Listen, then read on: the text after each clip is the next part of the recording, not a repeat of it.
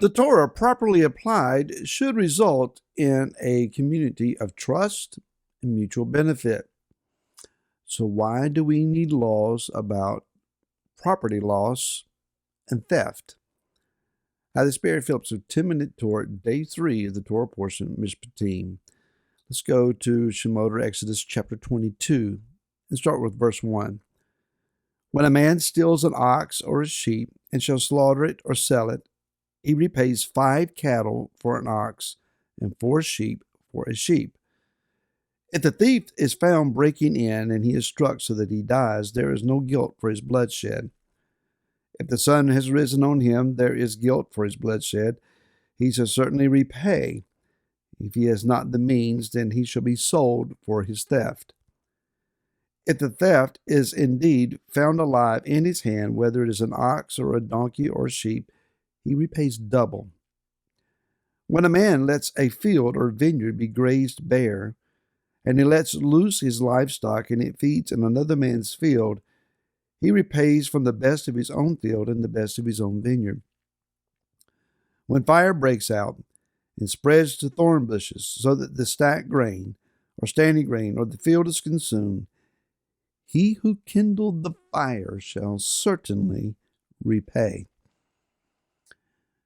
In a day where, where thieves break in and steal regularly, receiving a slap on the wrist, if anything at all, and a time where in some states you can go into certain department stores or discount stores, we'll put it that way, and as long as the theft total is less than $950 in value, nothing will be done. You can just simply pick up the items and walk out the front door. Nobody will say anything. Well, in such a day and time, it would be very prudent of us as a society to demand that laws be enforced. There was a time in previous generations where if you shook hands on a matter, you kept your word. I remember my dad and his way of life. You would keep your word to your own hurt. You wouldn't dare take a screwdriver or any minuscule, meaningless item from anyone and never return it. It had to go back to its owner. Such was the ideals and values of a previous generation. Here we have in the Torah instructions for covenant people.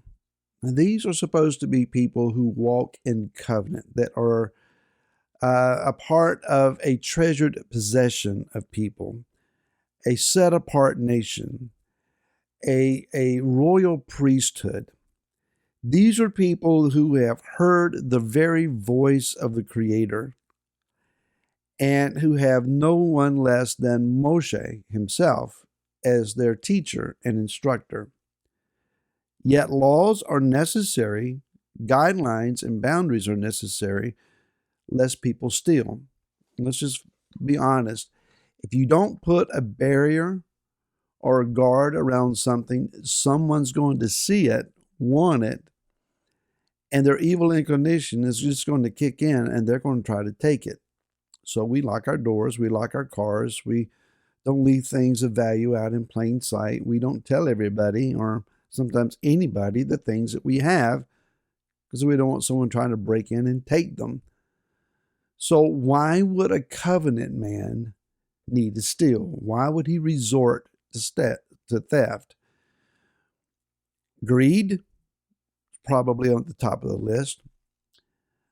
Mismanagement of his own belongings and affairs so that he comes to poverty.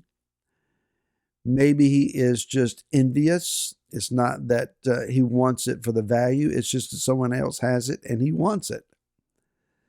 Class envy. Well, in order for me to be of a certain reputation, I have to possess certain things and I can't afford it, so I'll take it from someone who does.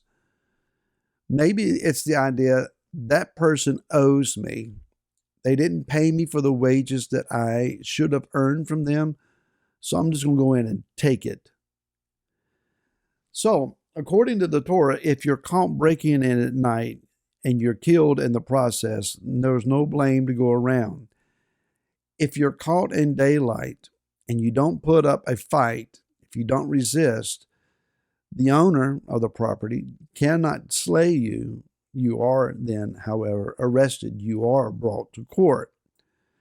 Now, notice that in verse 1, the items that are mentioned, number 1 is an ox, and number 2 is a sheep. Sheep, we understand, reference the people of the flock of Messiah. These are those that are to be led and shepherded.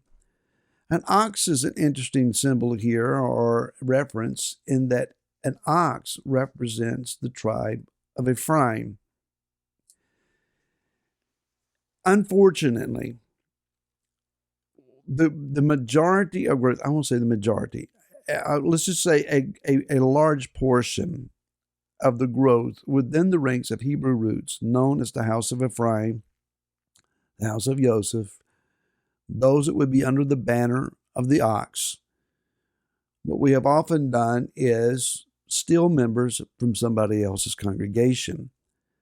So the goal is to go to a church or denominational congregation and somehow process things to where you're getting members out of their dissatisfied pews and over into yours.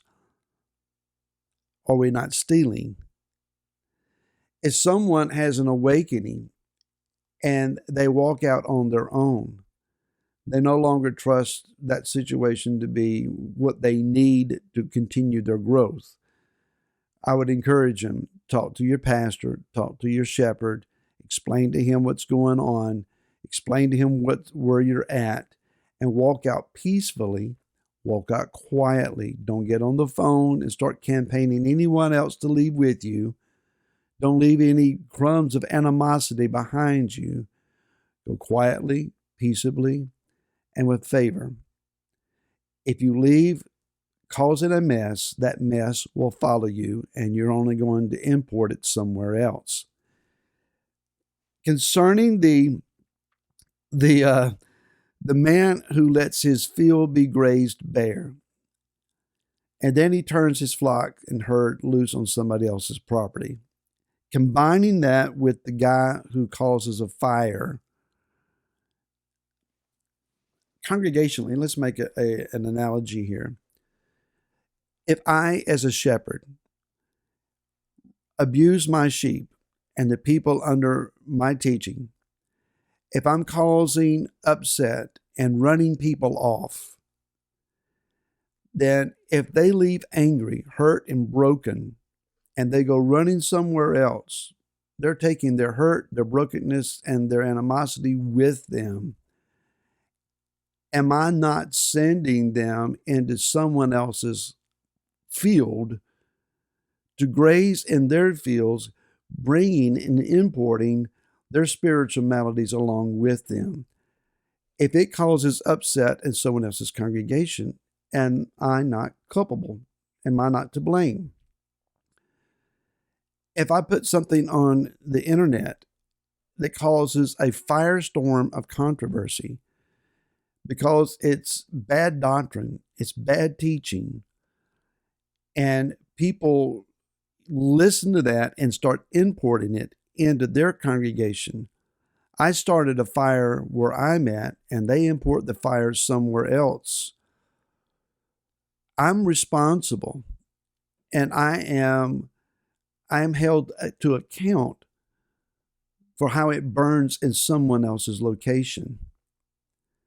Yah is letting us know not only is it about property laws, not only is it about paying back what you cause someone else to lose, but you pay back more than what you caused the loss of, double or even 5 times as much.